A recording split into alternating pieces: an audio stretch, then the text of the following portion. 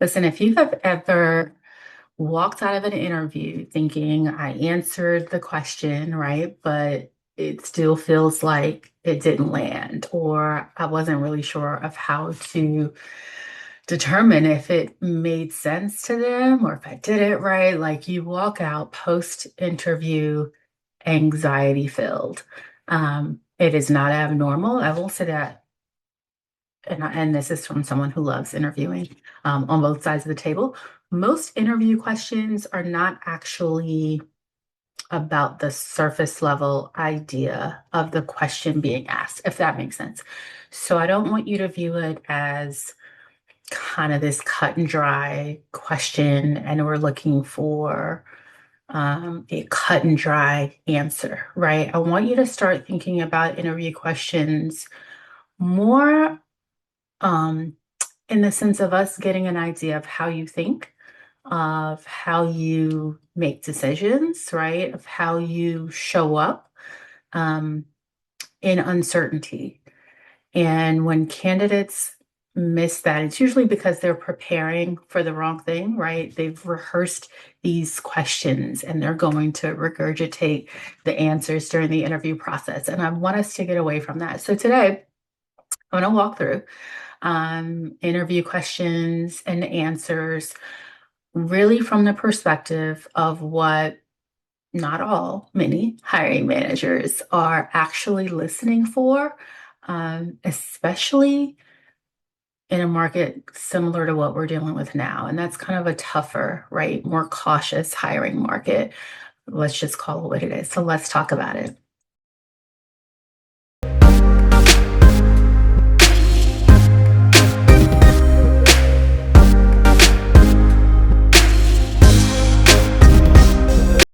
So, if we haven't met, I'm Christina, a little over 15 years in the talent acquisition space.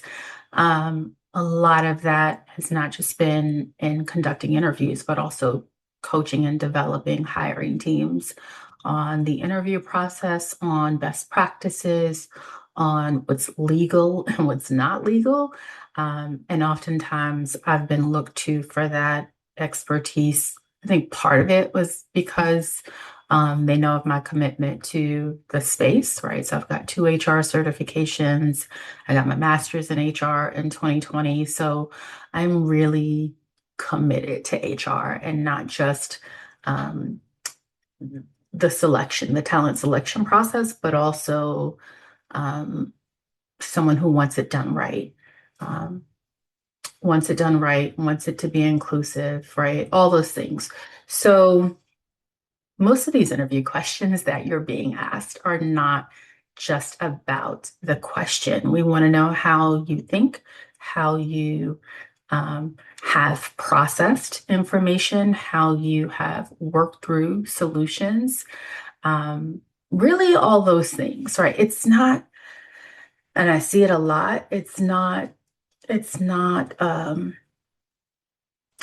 something that you can necessarily wing.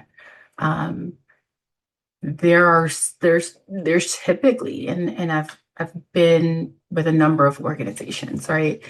And there's typically this bank of questions to choose from. Not always. Not always. And we can talk about the importance of fair and equitable interview practices another day, but there's usually a bank of questions to choose from. And maybe the recruiter has, excuse me, a bank of questions, and the hiring manager has a bank of questions, and maybe, whoever the hiring manager chooses as, kind of that second set of eyes has a bank of questions. Not always, because I've been in some freestyle spaces for sure. But that's oftentimes how it goes. And we are not we are not just taking those responses for face value. We're talking about reading the room. We are reading the body language, the energy, um, how well you prepared for the interview, how well you can communicate the value you bring, the impact you have made, why this role, why now, all of those things. There's so much that goes into it. Um, but just know it's beyond surface level, right? So I'm just going to talk about a couple of questions. I won't go into all of them. You can find more of them in the interview confidence kit. I'll link it below. Um, but there are a couple of questions that typically mess people up. And I don't always love these questions. So let me say that. I just know that I hear them so often. And I know that hiring teams ask them so often. So we're going to talk about them now. So tell me about yourself. um, I have asked this question before, and I have gotten answers that cover a little bit of everything, right? I wish I was making it up when I've had people tell me about getting perfect attendance in kindergarten through 12th grade, and that shows their commitment to being reliable and things like that. And listen, different strokes for different folks, but perfect attendance when you're a kid doesn't really like tell us much, right? I've had people tell us about or tell me about this long list of hobbies and completely lose sight of the fact that this is a professional space, a professional conversation.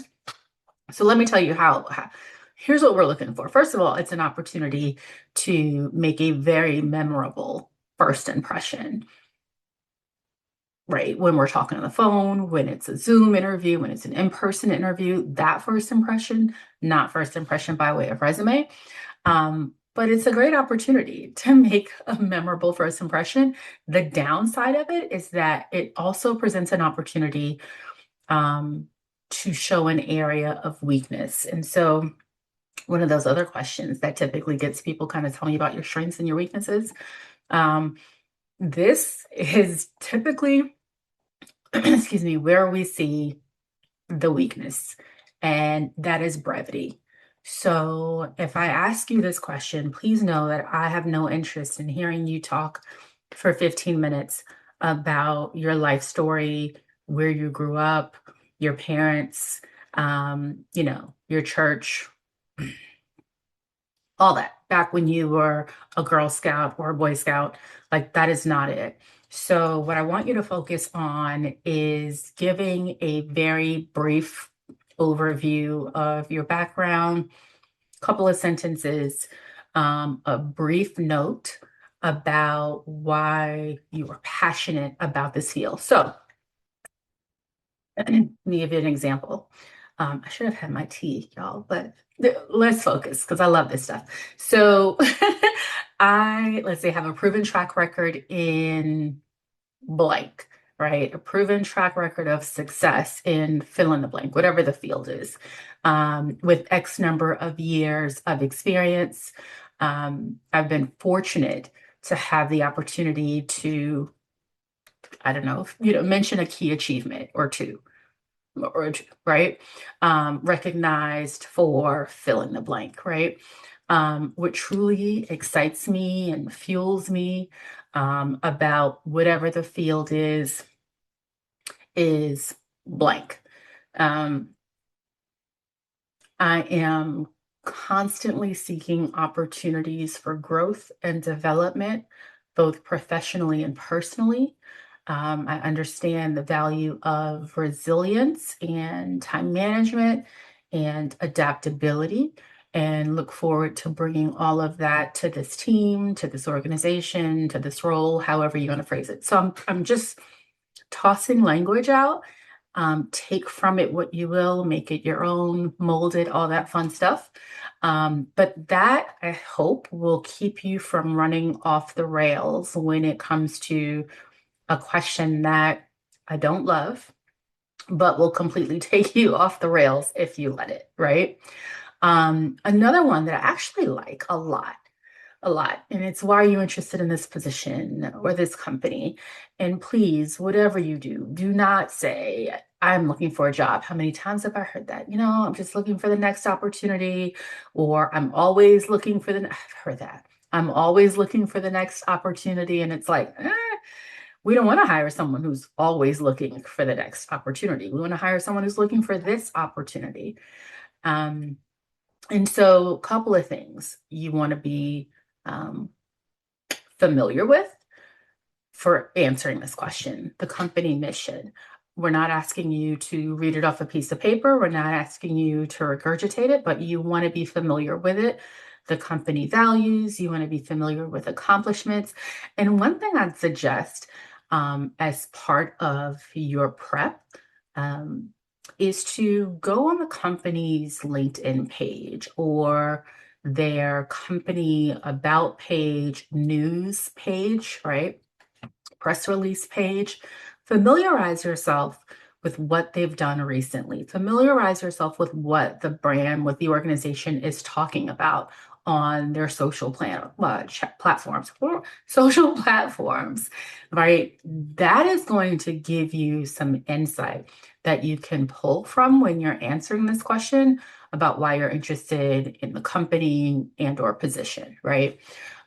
When we talk about why you're interested in the position, I want you to be able to highlight your skills and your experience and your goals and connect the dots between all of that, right? To ensure that you are communicating alignment um, throughout this conversation, but certainly in your response to this question. So, a response you could consider. I've been following fill in the blank company for quite some time. I'm inspired by your commitment to fill in the blank. What are they talking about, right? What, in thinking about their mission and their values, kind of what remains front of mind for them. With my background in fill in the blank, I believe I can make a meaningful contribution to whatever the company is and help drive its continued success, right? I hope when I'm saying this, yes, it feels choppy, but again, pull from it what you need and mold it into your own. Um, I'm particularly committed to whatever, or I'm particularly interested in this position because it offers an opportunity for me to, use my skills and expertise. You can mention a specific skill if you like, while also challenging me to grow in an area for growth, right? So not a weakness, but an area for growth. I hope that context helps a bit. And of course, go back, take the notes you need, rewind, press play again. Um, I'll say this, hiring managers are listening for decision making and impact. And so I know we talk about, and I've talked about it, preparing your stories. It is important to be able to tell us about a time when, right? We'll get into behavioral interview questions at some point in more detail, but it's important to have those stories. But I think it's in addition to those stories, don't lose sight of the fact that we are looking for decision making and impact, especially when we start talking about six-figure opportunities, right? Your ability to talk about how you make decisions. So give us the circumstances and the impact that your decision made. So again, I hope that helps. If you are like Christina, I need the one-on-one support, book a clarity session. If you're like Christina, I can do this on my own. I just want you to help me fill in the blanks. Grab the interview confidence kit. I'll link it below. I talk about branding. I talk about common interview questions. I talk about the illegal questions that come up. And I'll say this before I let you go. Um, Understand that those illegal questions aren't always being asked from a place of malice. Sometimes hiring teams, hiring managers, recruiters, whatever it is, they don't know what they can and cannot ask. That's a failure on the part of the organization, right? Um, so I just want you to be mindful of that. But I give you tips on how to navigate those illegal questions. Um, I also give you thank you email templates. There are a couple of other things I include in there. One thing I happen to love that's included in there are my voice notes, because preparing for an interview can be extremely stressful. And so there are some notes in there where I'm just kind of talking you through some things. Um, my hope is that this helps. My hope is that this, changes the way you think about the interview process. If this resonates, certainly go ahead and hit that like button, hit that share button. If you're watching this on YouTube, go ahead and hit subscribe. On any other platform, go ahead and follow. And I gotta stop leaning forward when I do these videos. All right. I hope you all are having a fantastic day, and I look forward to seeing you soon.